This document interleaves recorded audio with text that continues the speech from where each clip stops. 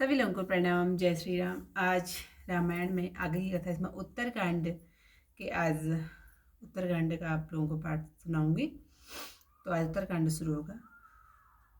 कीठिकंठावनीलम सुरवरविल सद्वि पादाब्जचिह्नं सौभाड्यं पीतवस्त्रं सरसिजनयनं सर्वदा सुप्रसन्नं पाणो नाराच चापं कपिनीकरयुतं वन्धुना सेव्यमानं नौमीडयं जानकीशं रघुवरं मनीषं पुष्पकारूढ रामं कौसलेन्द्रपद कञ्जमञ्जुलो कोमलावज महेशवन्दितो जानकीकर सरोजलालितो चिन्तकश्यमन भृङ्गसङ्गिनो कुन्द इन्दुदर गौर सुन्दरम् अम्बिका पतिमविष्टसेतिदं कारुणिककल कञ्जलोचनं नौमि शङ्करमनङ्गमोचनं।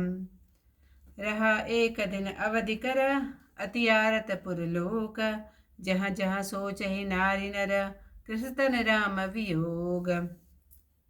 मोर के कंठ की कांति के समान नीलवर्ण, देवों में श्रेष्ठ ब्राह्मण के चरण कमल के चिन्ह से सुशोभित, शोभा से परिपूर्ण, पीतांबर धारण किए, कमल नेत्र, सदा प्रसन्न वदन, हाथ में बाण और धनुष धारण किए, वानर समूह सहित भाई लक्ष्मण से सेवित ऐसे जानकी जी के पति, रघुकुल में श्रेष्ठ पुष्पक विमान पर विराजे श्री रामचंद्र जी को मैं नमस्कार करता हूँ। ब्रह्मा और महादेव जी से वंदित कोमल और जानकी जी के कर कमलों से दुलारे हुए कौशलाधीश श्री रामचंद्र जी के सुंदर चरण कमल हैं, जिनमें ध्यान करने वाले भक्तजनों के मन रूपी भंवरे बसे हैं। कुंद के फूल चंद्रमा व शंख के समान सुंदर गौर शरीर वाले, इच्छा के अनुसार सिद्धि के दाता दयालु सुंदर कमल नयन कामदेव को भस्म करने वाले ऐसे पार्वती जी के पति शंकर जी को मैं नमस्कार करता हूँ। श्री रामचंद्र जी के वनवास की अवधि का एक दिन रह गया। नगर निवासी बहुत ही आतुर हैं। रामचंद्र जी के वियोग से मैं जहाँ के तहाँ बैठे हुए सब सोच कर रहे हैं। सगुन होई सुंदर सकल मन प्रसन्न सब केरा, प्रभु आगमन जनाव जनो नगर रम्य चहु फेरा। तब सुंदर सगुन हुए, सबने मन प्रसन्न हुए और नगर चारों ओर से सुहावना हो गया, मानो यह तीन बातें प्रभु के आने की सूचना दे रही हैं। कौशल्या दे मातु सब मन आनंद अस होई, आयऊं प्रभु सी अनुज जुत कहन चाहत अब कोई। कौशल्या आदि सब माताओं का मन ऐसा आनंदित हुआ कि सीता और लक्ष्मण सहित राम जी आ रहे हैं, ऐसा समाचार कोई कहना ही चाहता है। भरत नयन भुज दक्षिण फरकत रही बार, जान सगुन मन हरस अति लागे करन विचार। भरत जी की दाहिनी आंख और दाहिनी भुजा भड़कने लगी। शुभ सगुन जानकर भरत जी मन में बहुत प्रसन्न होकर विचार करने लगे। रहूं एक दिन अवधि अधारा, समुझत मन दुख भयहूँ अपारा। कारण कवन नाथ नहीं आयऊं, जानी कुटिल की धौ मोहि बिसरायऊं। आहा धन्य लक्ष्मण बड़ भागी, राम पदार बिंदु अनुरागी। कपटि कुटिल मोहि प्रभु चीन्हा, ताते नाथ संग नहीं लीना। अवधि का एक ही दिन रह गया। यह समझते ही भरत जी को बड़ा दुख हुआ। किस कारण रघुनाथ जी नहीं आए? क्या मुझे कुटिल जानकर प्रभु ने मेरी सुधि भुला दी है?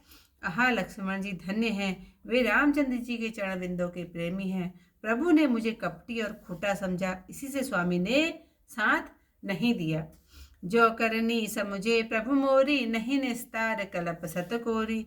जन अवगुण प्रभु मान न काऊ, दीन बंधु अति मृदुल स्वभाव। मोरे जी भरोस दृढ़ सोई, मिली यही राम सगुन शुभ होई। बीते अवधि रही जो प्राण, अदम कवन जग मोहि समाना। जो स्वामी मेरी करतूत को समझें तो करोड़ कल्पों तक मेरा निस्तारा नहीं हो सकेगा, परंतु प्रभु अपने सेवक के दोष को नहीं मानते। वे दीन बंधु बड़े ही कोमल स्वभाव के हैं। मेरे मन में पक्का भरोसा है कि रामचंद्र जी अवश्य मिलेंगे। सगुन अच्छे हो रहे हैं। जो अवधि बीतने पर मेरे प्राण रह जावे तो जगत में मेरे समान नीच और कौन होगा। राम विरह सागर महा भरत मगन मन होता, विप्र रूप धरि पवन सुता, आय गऊं चच्चनु पोत। श्री रामचंद्र जी के वियोग रूपी समुद्र में भरत जी का मन डूबा जा रहा था कि इतने में पवन पुत्र हनुमान जी ब्राह्मण का रूप धारण कर ऐसे आ गए जैसे जल में डूबते हुए को नाव मिल गई हो। बैठी राम देखी कुशासन, जटा मुकुट कृत गात, राम राम रघुपति जपता, सवत नयन जल जात। हनुमान जी ने देखा कि कुशा के आसन पर भरत जी बैठे हैं और जटाओं का मुकुट सिर पर है, शरीर दुबला हो रहा है, राम राम रघुनाथ जप रहे हैं और कमल के समान नेत्रों से जल बह रहा है। आज की जो कथा मैं यहीं पर समाप्त करती हूँ। कल को इससे आए कथा के साथ आप लोगों के सामने। तब तक के लिए सभी लोगों को प्रणाम। जय श्री राम।